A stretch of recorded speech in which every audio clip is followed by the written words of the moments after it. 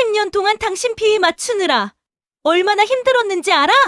며느리의 차가운 말이 귓가에 박히는 순간 저는 어딘지도 모를 낯선 외국 땅에 홀로 서 있었습니다. 주류이는 덩굴이 얽힌 숲이었고 눅눅한 바람이 뺨을 스쳤습니다. 어둠은 빠르게 내려앉고 있었죠. 불과 하루 전만 해도 추석에 맞춰 며느리와 첫 해외여행을 간다고 친구들에게 자랑했는데 모든 게 한순간에 무너지고 있었습니다. 하지만 그때는 몰랐습니다. 이날의 배신이 결국 제게 70년 만에 진짜 자유를 주게 될 줄은요. 오늘도 끝까지 함께 해주세요. 여러분의 구독과 좋아요는 다음 이야기를 이어가는 큰 힘이 됩니다. 한 달 전만 해도 며느리는 주변에서도 입이 닳도록 칭찬하는 천사였습니다. 저는 올해 70입니다.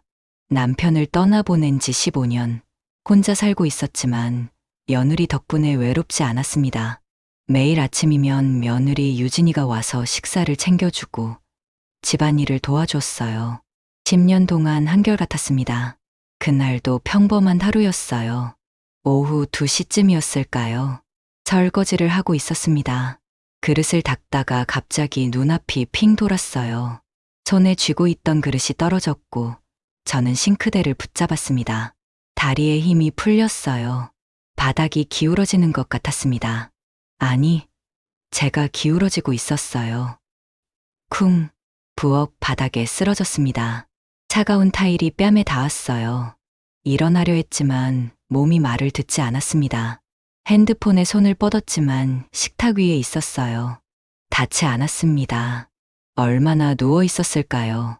시간 감각이 사라질 때쯤 현관문 여는 소리가 들렸습니다. 어머님, 왔어요. 며느리 목소리였어요. 발소리가 가까워지더니 며느리가 부엌으로 들어왔습니다. 저를 보는 순간 며느리의 얼굴이 하얗게 변했어요. 며느리가 달려와 제 팔을 잡았습니다. 괜찮으냐고, 어디 아프냐고 계속 물으며 제 얼굴을 들여다봤습니다. 괜찮다는 제 대답이 끝나기도 전에 며느리는 119를 불렀어요. 눈을 떠보니 병원 응급실이었습니다. 침대에 누워 링거를 맞고 있었어요. 며느리가 제 옆에 앉아 제 손을 잡고 있었습니다. 의사 선생님이 들어와 검사 결과를 설명했습니다. 기립성 저혈압이라고 갑자기 일어나거나 오래 서 있으면 혈압이 떨어져 어지러울 수 있다고 했어요. 나이가 있으니 조심해야 하고 혼자 계실 때 넘어지면 큰 부상으로 이어질 수 있다며 가족들이 자주 확인해야 한다고 했습니다. 의사가 나가고 며느리가 제 손을 꼭 잡았어요. 큰 병이 아니라 다행이라고 했습니다. 눈가에 눈물이 맺혀 있었습니다. 저는 며느리 손을 꼭 잡았어요. 고맙다고, 정말 고맙다고 했습니다. 며느리가 환하게 웃었어요. 병원에 다녀온 지 일주일쯤 지났을까요? 며느리가 평소보다 조금 일찍 왔습니다. 아침 식사를 차리고 나서 며느리가 제 맞은편에 앉으며 물었어요. 혹시 건강보험 같은 거 들어두신 게 있느냐고 물었습니다. 저는 고개를 저었습니다. 남편이 살아있을 때 든 보험이 하나 있었지만 오래전에 만기가 됐고 그 뒤로는 따로 든 게 없었어요. 며느리가 고개를 끄덕이며 말했습니다. 요즘 같은 세상에 보험 하나쯤은 있어야 한다고 자기가 알아보겠다고 했어요. 저는 그러라고 했습니다. 며느리가 알아서 해주겠다는데 뭐라 할 이유가 없었으니까요. 며칠 후 낯선 사람이 집에 왔습니다. 정장을 입은 젊은 여자였는데 며느리가 미리 말한 보험 설계사였어요. 여자는 밝게 웃으며 인사하고 가방에서 두툼한 서류 뭉치를 꺼냈습니다. 설명이 시작됐어요. 건강보장용이니, 암 진단비니, 입원비니 하는 말들이 쏟아졌습니다. 저는 고개를 끄덕이며 듣는 척했지만 사실 절반도 이해하지 못했어요. 복잡한 숫자들과 용어들이 머릿속에서 뒤섞였습니다. 설계사가 서류를 내밀었어요. 여기 서명하시면 된다고 며느님께서 다 확인하셨다고 했습니다. 저는 펜을 들었습니다. 그런데 서류를 넘기던 손이 멈췄어요. 페이지 아래쪽 작은 글씨로 인쇄된 문장이 눈에 들어왔습니다. 피보험자 사망 또는 실종 시 보험금 20억 원 지급. 수익자자는 최유진. 손끝이 차가워졌습니다. 사망, 실종, 20억, 수익자 최유진. 저는 그 글자들을 한참 들여다봤어요. 안경을 다시 썼습니다. 다시 읽었습니다.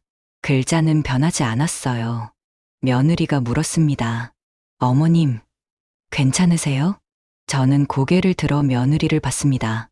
며느리는 환하게 웃고 있었어요. 설계사도 웃고 있었습니다. 두 사람의 웃음이 갑자기 낯설게 느껴졌습니다. 아니야, 괜찮아. 저는 그렇게 대답하고 서명란에 이름을 썼어요. 펜을 쥔 손이 약간 떨렸지만 티내지 않으려 애썼습니다. 설계사가 돌아가고 며느리도 곧 일어났어요. 저는 혼자 남아 탁자 위에 놓인 보험증권을 바라봤습니다. 작은 글씨들이 아른거렸어요. 왜 사망보험금이 이렇게 클까? 왜 수익자가 며느리일까? 가슴 한구석이 답답했습니다. 그날 오후 며느리가 다시 왔습니다. 평소와 달리 들뜬 표정이었어요. 문을 열자마자 환하게 웃으며 제 손을 잡았습니다. 어머님, 추석에 우리 여행 갈까요? 세 식구 함께요. 저는 멍하니 며느리를 봤어요. 여행? 네, 캄보디아로요. 앙코르와트 정말 아름답대요. 어머님 평생 해외여행 한 번도 안 가보셨잖아요. 며느리의 목소리가 신이 나 있었습니다. 눈이 반짝였고 제 손을 꼭 쥐는 힘이 따뜻했어요. 그 순간 아까의 불안이 스르르 녹아내렸습니다. 아, 그래서 보험을 든 거구나. 여행 가기 전에 혹시 모를 일을 대비해서 보험을 든 거였어요. 며느리는 제 건강을 걱정했고 안전하게 여행 다녀오려고 보험까지 준비한 거였습니다. 저는 며느리 손을 잡았어요. 고맙다고, 정말 고맙다고 했습니다. 며느리가 환하게 웃으며 말했습니다. 당연히 해야 할 일이라고. 어머님이 얼마나 고생하셨는데 이제 좋은 데 모시고 다녀야 한다고 했어요. 그날 저녁 며느리와 함께 여행 계획을 짰습니다. 추석 연휴에 3박 4일로 간다고, 호텔도 좋은 곳으로 잡았다고, 맛있는 것도 많이 먹고 오자고 했어요. 저는 설레었습니다. 70평생 처음 가보는 해외여행이었으니까요. 며느리가 이렇게까지 신경 써준다는 게 감사했고 가슴이 뿌듯했어요. 아까 보험 서류의 그 작은 글씨는 이미 잊혀졌습니다. 그날 밤 저는 친구 혜란에게 전화를 걸었어요. 혜란은 저랑 같은 나이로 30년을 같은 동네에서 살아온 친구였습니다. 저는 신이 나서 말했어요. 추석에 며느리가 여행 데려간다고, 캄보디아 간다고. 혜란이 반가워하며 물었습니다. 어머, 좋겠네. 어디라고? 캄보디아래. 전화 너머로 잠깐 침묵이 흘렀어요. 캄보디아? 요즘 거기는 사고 뉴스가 많던데. 혜란의 목소리에 의문이 섞여 있었습니다. 저는 대답을 못했어요. 아, 뭐 좋은 일인데 내가 왜 이래. 그냥 잘 다녀와. 조심하고. 혜란이 얼른 말을 바꿨지만 이미 제 가슴속에 무언가 걸렸습니다. 캄보디아. 왜 캄보디아일까? 며느리가 말한 대로 앙코르와트가 아름답다고는 하지만 혜란 말대로 가족 여행지로는 흔한 곳이 아니었어요.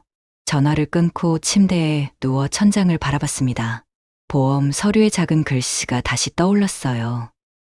사망, 실종, 20억. 아니야.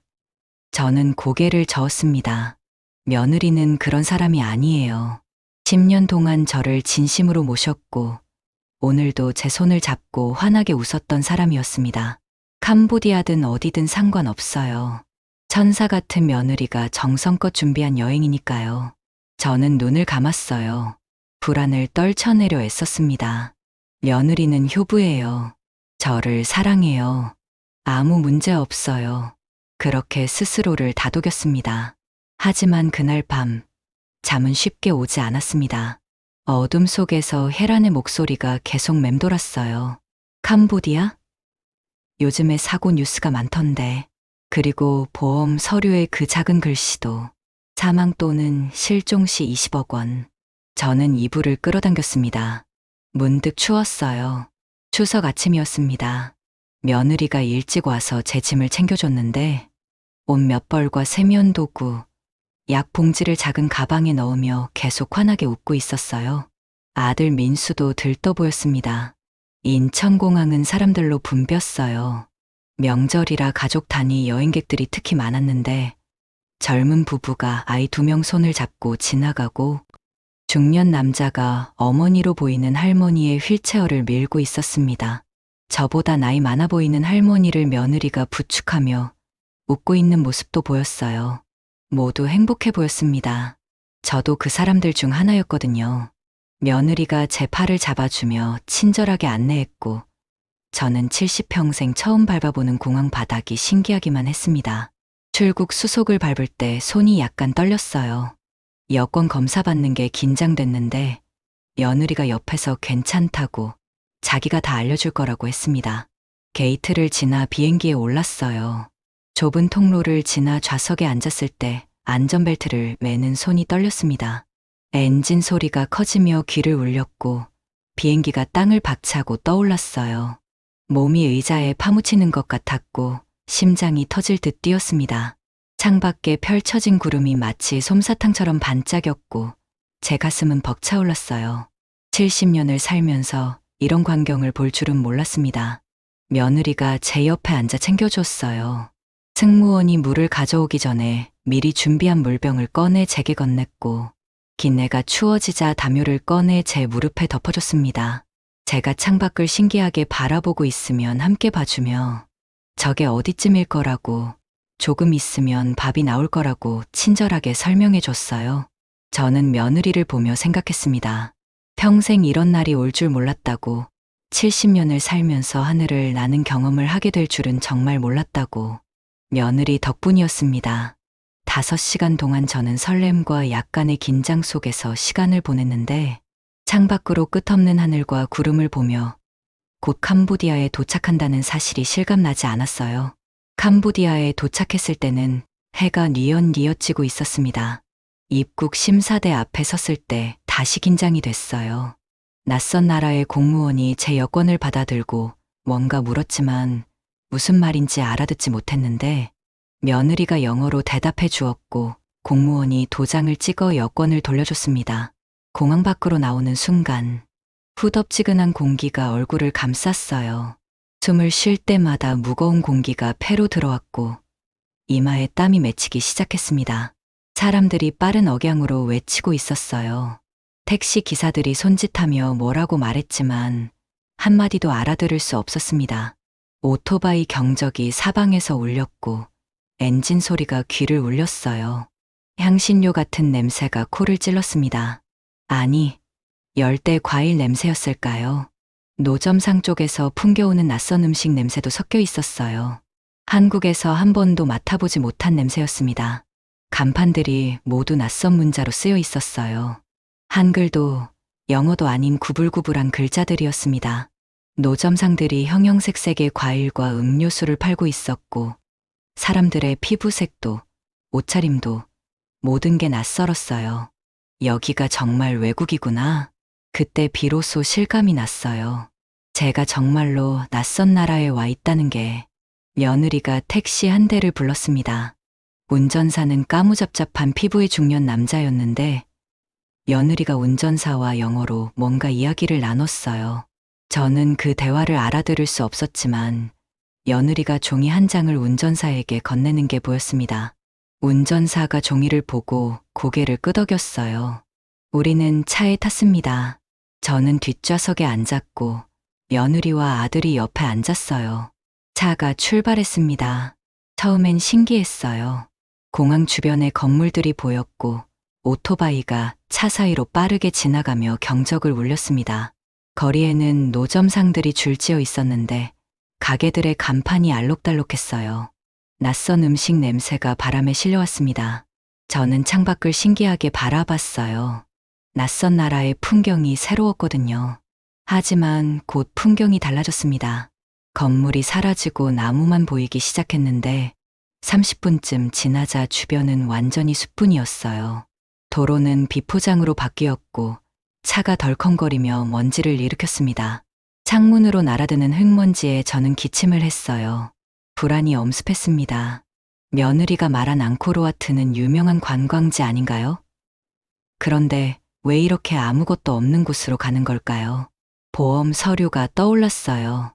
사망 또는 실종 시 20억 원, 수익자 최유진. 아니야, 설마. 저는 고개를 저으며 그 생각을 지우려 했습니다. 며느리는 그런 사람이 아니에요. 하지만 손바닥에 땀이 나고 가슴이 두근거렸습니다. 저는 참지 못하고 입을 열었습니다. 유진아, 우리 어디 가는 거야? 목소리가 떨렸어요. 며느리는 대답하지 않았습니다.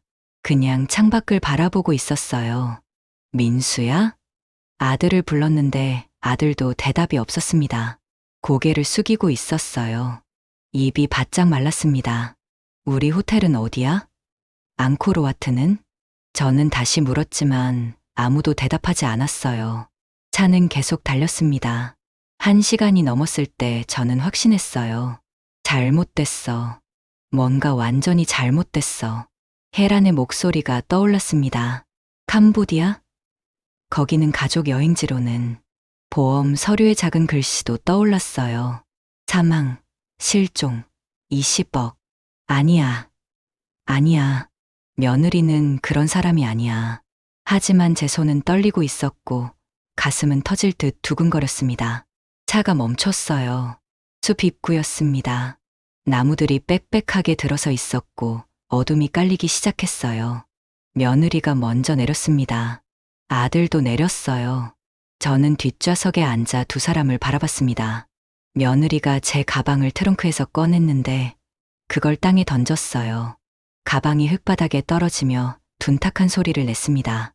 저는 얼어붙었어요. 며느리가 천천히 차 문을 열고 제 쪽을 봤는데 그 얼굴을 보는 순간 저는 숨이 막혔습니다. 며느리가 웃고 있지 않았어요. 지난 10년간 늘 환하게 웃던 그 얼굴이 차갑게 굳어 있었습니다. 눈빛이 달랐어요. 따뜻함이 없었습니다. 그저 차갑고 날카롭고 낯선 눈빛이었어요. 며느리가 입을 열었습니다. 어머님, 이제 혼자 사세요. 목소리가 얼음장처럼 차가웠어요. 저는 입이 떨어지지 않았습니다. 며느리가 무슨 말을 하는 건지 이해할 수가 없었어요. 며느리가 계속 말했습니다. 지금까지 내가 당신 비위 맞추느라 얼마나 힘들었는지 알아? 매일 아침 식사 차리고 병원 모시고 제사 음식 만들고 10년이야, 10년. 당신, 며느리가 저를 당신이라고 불렀어요. 내가 이 정도 효도하는 척 했으면 20억 받는 건 당연한 거라고 생각해. 7년 후면 실종 사망 인정되거든. 그동안 여기서 알아서 사세요. 며느리가 차갑게 웃었습니다. 저는 차에서 내렸어요. 다리가 후들거렸지만 아들에게 다가갔습니다. 민수야, 이게 무슨 짓이야? 아들은 고개를 숙이고 있었어요. 제 눈을 마주치지 않았습니다. 그의 손이 떨리고 있었고 입술을 깨물고 있었어요. 눈은 제 얼굴을 피했습니다. 엄마, 미안해요. 아들의 목소리가 떨렸어요. 그는 한 발짝 뒤로 물러섰습니다. 도망치듯. 하지만 막지 않았어요. 그냥 서 있기만 했습니다. 며느리가 차 문을 닫으며 마지막으로 말했어요. 안녕히 계세요, 어머님. 덕분에 20억 받아요. 차 문이 쾅 닫혔습니다. 엔진 소리가 났고 차가 움직이기 시작했어요. 저는 차를 붙잡으려 손을 뻗었지만 차는 이미 멀어지고 있었습니다. 비틀거리며 몇 걸음 따라갔지만 다리에 힘이 풀려 주저앉았어요. 차는 점점 작아졌습니다. 먼지만 남기고 사라졌어요. 주변이 조용해졌습니다. 저는 흙바닥에 주저앉아 있었어요. 숲 입구였습니다. 나무들이 빽빽했고 어둠이 빠르게 내리고 있었어요. 제 옆에 던져진 가방이 있었습니다. 여권도, 핸드폰도, 지갑도 모두 차 안에 두고 내렸어요. 가방엔 옷 몇 벌만 들어 있었습니다. 저는 멍하니 앞을 바라봤어요. 모든 게 계획이었습니다. 아침 식사도, 병원 동행도, 따뜻한 손길도, 환한 웃음도 10년 동안 저를 속인 거였어요. 20억을 위해서 저는 손으로 얼굴을 가렸습니다. 눈물이 나지 않았어요. 너무 큰 충격에 눈물도 말라버린 것 같았습니다. 70년을 살았어요. 시집살이도 했고 남편의 폭력도 견뎠습니다. 아들 하나 키우려고 손이 부르트도록 일했어요. 그런데 이제 그 아들이 저를 버렸습니다. 며느리가 저를 버렸어요. 낯선 땅 한가운데 숲 앞에 혼자 남겨졌습니다. 하늘이 완전히 어두워졌어요. 별이 하나둘 보이기 시작했습니다. 풀벌레 소리가 요란했어요. 어둠 속에서 낯선 짐승의 울음소리가 들려왔습니다. 숲에서 차가운 기운이 밀려왔어요. 저는 천천히 일어났습니다. 다리가 후들거렸지만 일어나야 했어요. 가방을 들었습니다. 그리고 숲을 바라봤어요.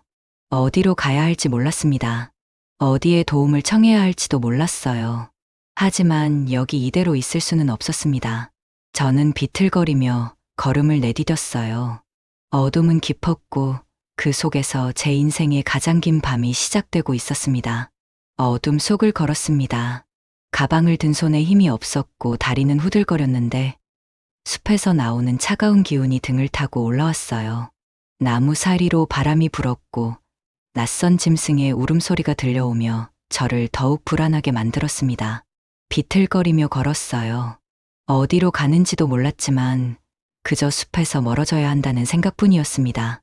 발이 돌부리에 걸려 넘어질 뻔했지만 간신히 버텼고 손바닥이 쓰라렸지만 계속 걸었어요.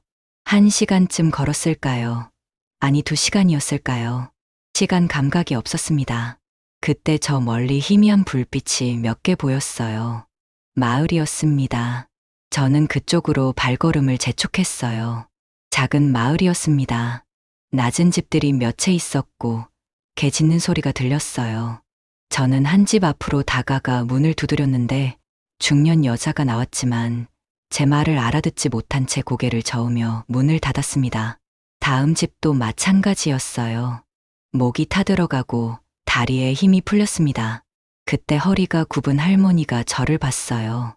천천히 제게 다가오더니 제 얼굴을 자세히 보고는 손짓으로 따라오라고 했습니다. 할머니 집은 방 하나에 부엌이 딸린 단칸방이었어요. 할머니가 물 한 컵을 건넸고 저는 떨리는 손으로 받아 단숨에 마셨습니다. 빵 한 조각도 내밀었는데 목이 메었지만 삼켰어요.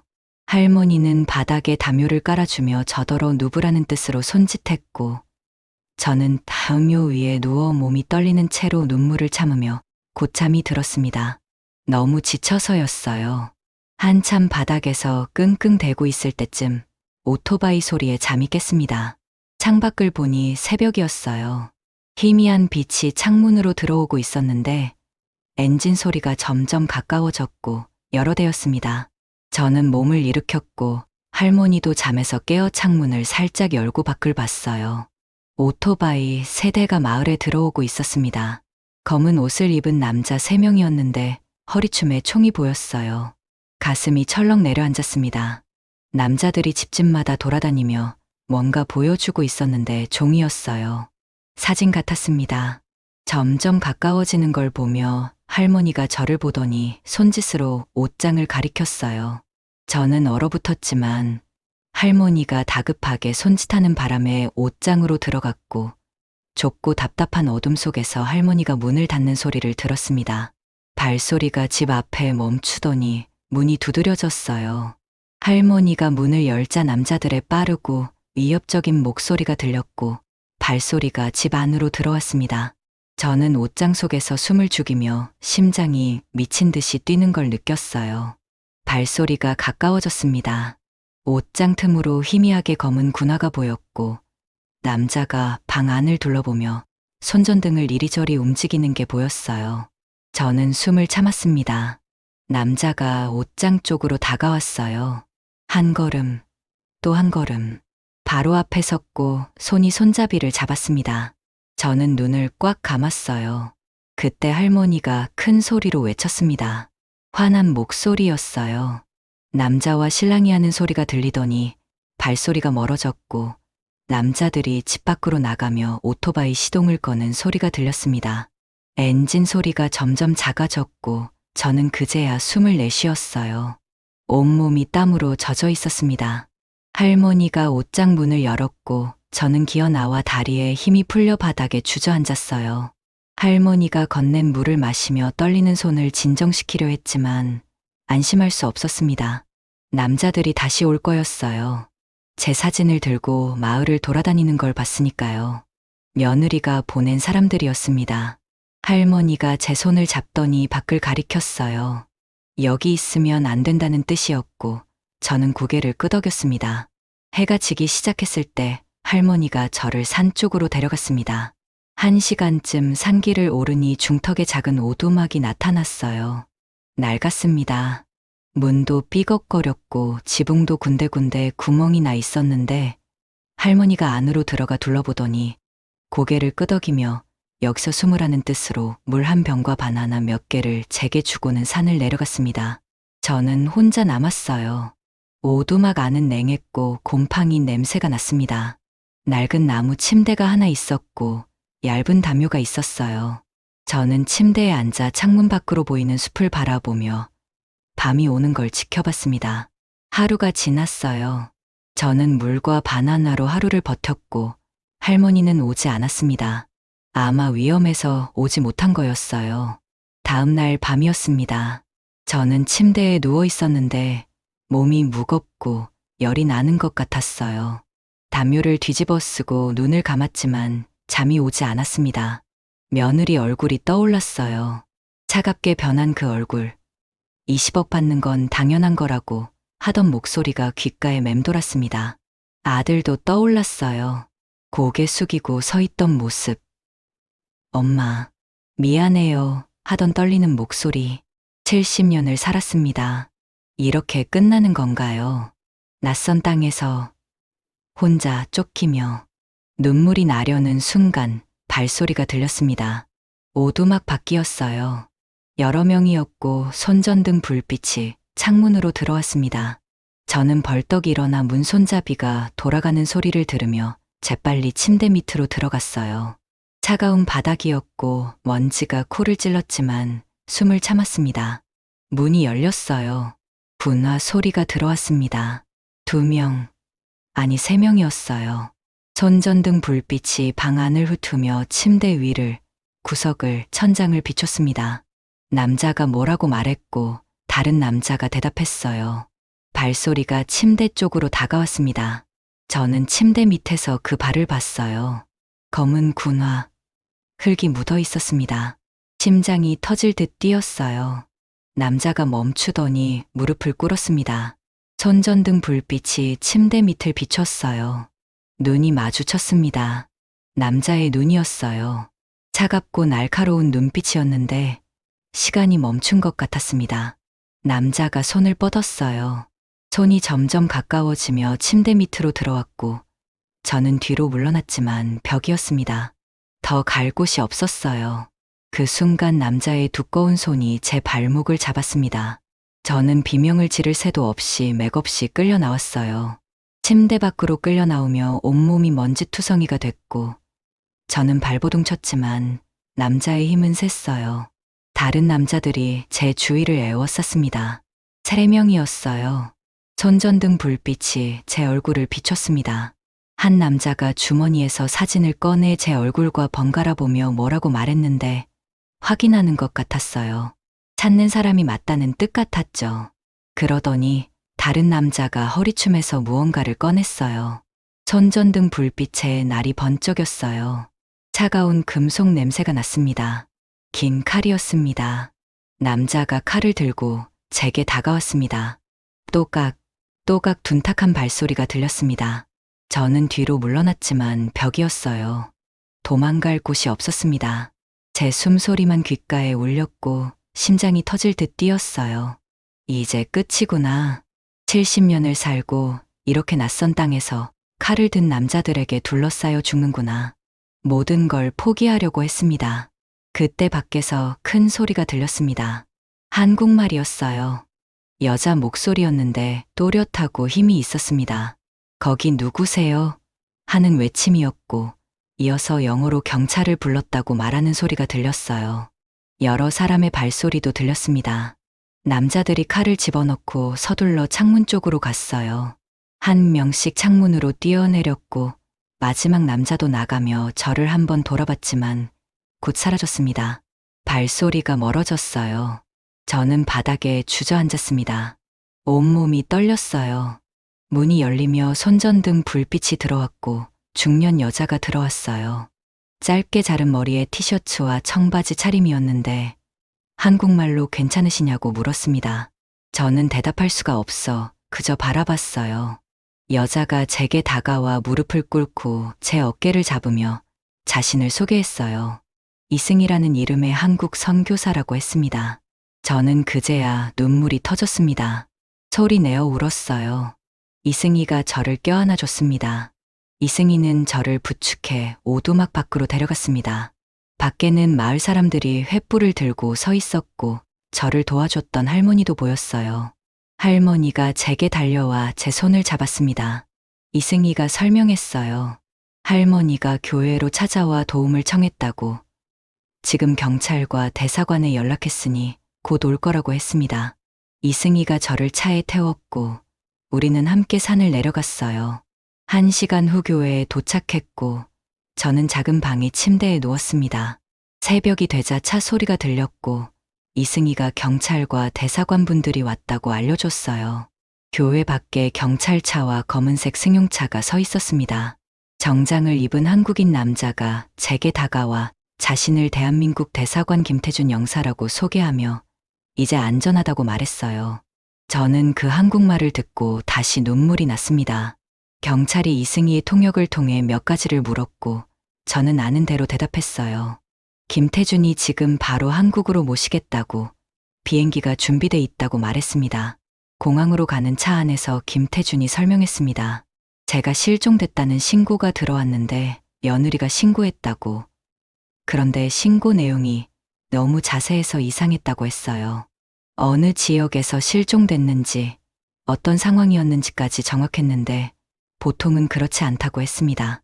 그래서 조사를 시작했고 보험사에서 연락이 왔다고 했어요. 제가 보험 가입 직후에 보험사에 전화했다는 거였습니다. 저는 눈을 크게 떴어요. 제가 전화를 했다고요? 기억이 희미했습니다. 보험 가입하고 나서 그날 밤잠을 못 이뤘어요. 보험 서류의 작은 글씨가 계속 떠올랐고 다음 날 그래, 맞아요. 어렴풋이 떠올랐습니다. 며느리가 가져온 보험 서류에 서명한 그날 오후였어요. 저는 핸드폰을 꺼냈어요. 보험 증권에 적힌 보험사 번호를 찾아 떨리는 손으로 눌렀습니다. 상담원이 받았고 저는 떨리는 목소리로 말했어요. 만약 제가 실종되거나 사망하면 며느리를 한번 확인해 달라고. 상담원이 놀라며 무슨 일이냐고 물었지만 저는 그냥 부탁이라고만 했습니다. 그리고 전화를 끊었어요. 저는 손으로 얼굴을 가렸습니다. 김태준이 말했어요.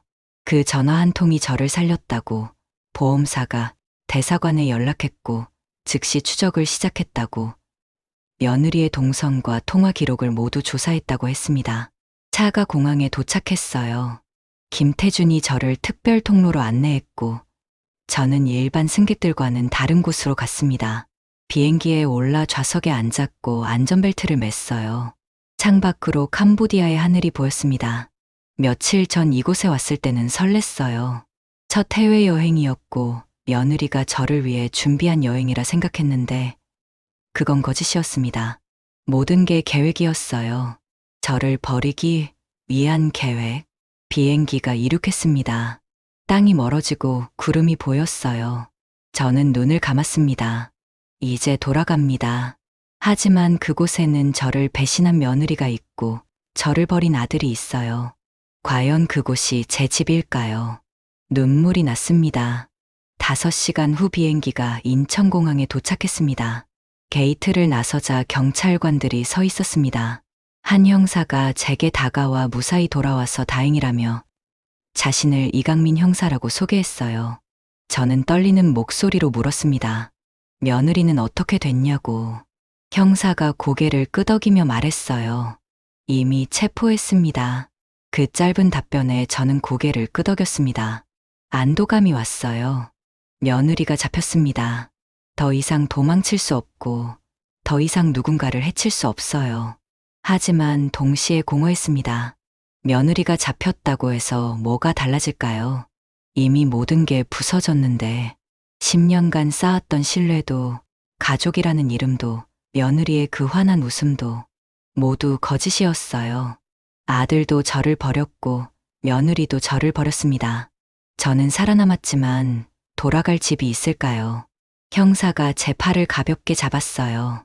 경찰서로 가자고 자세한 이야기를 듣고 싶다고 했습니다. 저는 고개를 끄덕이며 형사를 따라 걸었어요. 인천공항의 환한 불빛 아래 사람들이 분주하게 오가고 있었습니다. 모두 어디론가 가고 있었어요. 집으로, 가족에게로. 저도 이제 가야 합니다. 어디로 가야 할지는 모르겠지만 일단 가야 해요. 경찰 조사실은 작고 차가웠습니다. 책상 위에 올려진 태블릿 화면이 켜지자 제 심장은 다시 뛰기 시작했어요. 첫 영상은 택시 안 블랙박스였습니다. 며느리 목소리가 또렷하게 들렸습니다. 정확히 이 위치에 내려주세요. 그리고 다시는 돌아오지 마세요. 화면 속 며느리는 웃지 않았습니다. 제가 알던 그 따뜻한 얼굴이 아니라 차갑고 낯선 표정이었어요. 형사가 화면을 넘겼습니다. 텔레그램 메신저 대화창이 떴습니다. 한국 노인 여성 1명 처리 가능? 처리. 그 두 글자를 보는 순간 숨이 막혔습니다. 답장은 간단했습니다. 가능하다. 금액은 얼마냐? 그리고 이어진 며느리의 메시지. 500만 원. 반은 선입금. 제 손이 떨렸습니다. 10년 동안 저를 웃으며 따르던 며느리가 뒤에선 저를 물건처럼 거래하고 있었던 겁니다. 또 다른 대화가 이어졌습니다. 혹시 살아남으면 어떻게 하느냐? 그럼 사고로 처리한다. 추가 비용 필요하다. 저는 더는 볼 수 없었습니다. 눈물이 앞을 가려 화면이 흐려졌어요. 살아남으면 사고로 처리한다. 그 순간 제 10년의 기억이 무너져 내렸습니다. 형사가 마지막으로 보여준 건 며느리의 메모였습니다. 보험금, 비용, 남는 돈 20억 원. 단 한 줄의 계산만 적혀 있었습니다. 그 숫자는 제 존재의 의미를 송두리째 바꿔놓았습니다. 며느리에게 저는 가족이 아니었어요. 그저 돈으로 환산된 하나의 물건이었던 겁니다. 저는 얼굴을 두 손으로 가렸습니다. 그동안의 따뜻한 손길, 식탁 위에 차려진 밥상, 병원에 동행해주던 발걸음, 모두 거짓이었습니다. 딸처럼 생각했고 딸처럼 사랑했는데 그녀는 단 한순간도 저를 사람으로 보지 않았습니다. 집으로 돌아가는 길, 택시 창밖으로 익숙한 거리가 보였습니다. 40년을 살아온 동네, 그대로의 풍경. 하지만 저는 달라져 있었습니다. 현관문을 열자 집은 고요했습니다.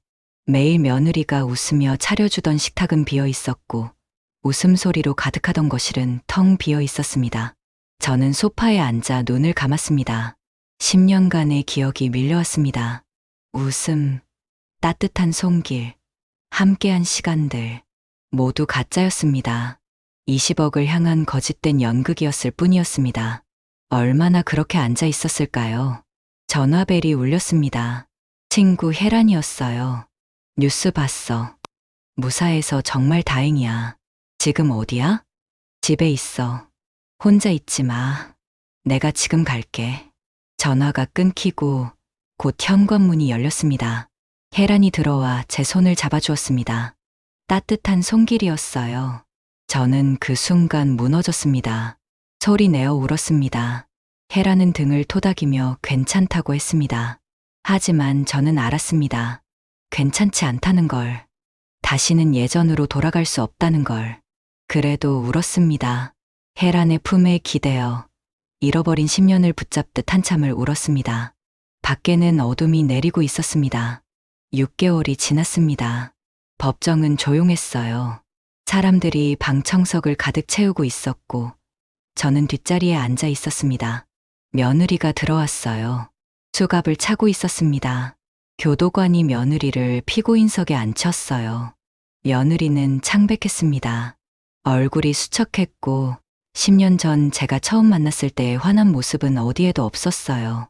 판사가 입을 열었습니다. 며느리에게 징역 15년이 선고됐어요. 방청석이 술렁였습니다. 며느리는 고개를 숙였어요. 어깨가 떨리고 있었습니다.